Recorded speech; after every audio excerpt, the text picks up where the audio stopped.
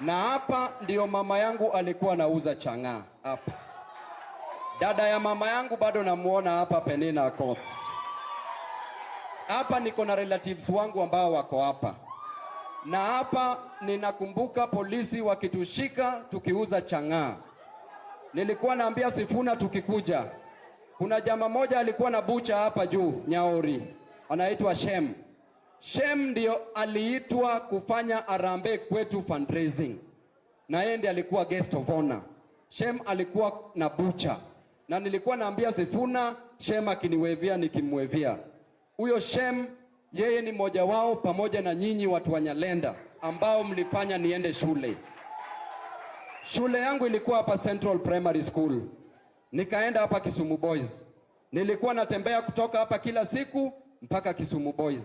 Lakini Mungu ni nani? Bishop, Mungu ni nani? Mwenyezi Mungu siku ya leo ametuleta nyumbani. Na hapa nyumbani tunamshukuru Mungu. Watu wengine walisema ya kwamba hawawezi kutukaribisha hapa nyumbani. Huku ni kwetu. Huku ni nyumbani. Ukikuja nyumbani haukuji kwa fujo, unakuja kwa amani, unakuja na mapenzi, unakuja kusalamia watu wako, unakuja kusalamia wazazi wako. Kwa hivyo sisi hatuna shida. Sisi nia yetu ni kuongelesha wananchi wa Kenya. Hatuna haja kupigana na watoto wetu hapa. Wanasiasa ambao wanalipa watu. Mheshimiwa Oron, wewe ni MP wa hii area. Umepewa pesa kuorganize goons, kuua watoto hapa, kuua watu wetu hapo. Mheshimiwa Ouda, wewe ni former MP, hauwezi kuwa MP 2027. Hii Kisumu Central ni tofauti. Mimi mwenyewe ni constituent wa Kisumu Central, na wewe unataka kuwa MP wangu na unatuma watu. Mama yangu anakupigia kura na alikuwa anakupenda, unatuma watu waue mtoto wake. Wewe ni shenzi sana. Huyo si mtu wa kuchaguliwa hii Kisumu. Waheshimiwa kama adui, msitumiwe. Nimejua wewe ni MCA, unataka kwenda Kisumu Town East.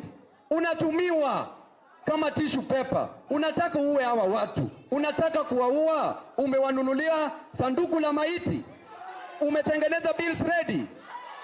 Na unataka kuwaua. Sasa tunawaambia, leo tunakuja kwa amani. Goons ambao wamewekwa hapo Kachok, mtoke hapo. Tuko wengi. Tuko wengi. Tuko wengi. Tuko wengi.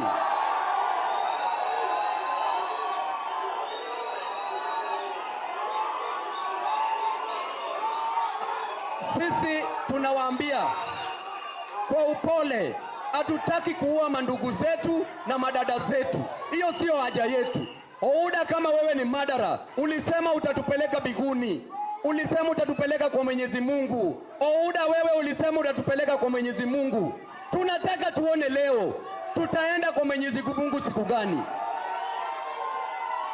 Tumekuja na amani, na wacha tumalize na amani, tupige siasa yetu na amani, na tuenze zetu.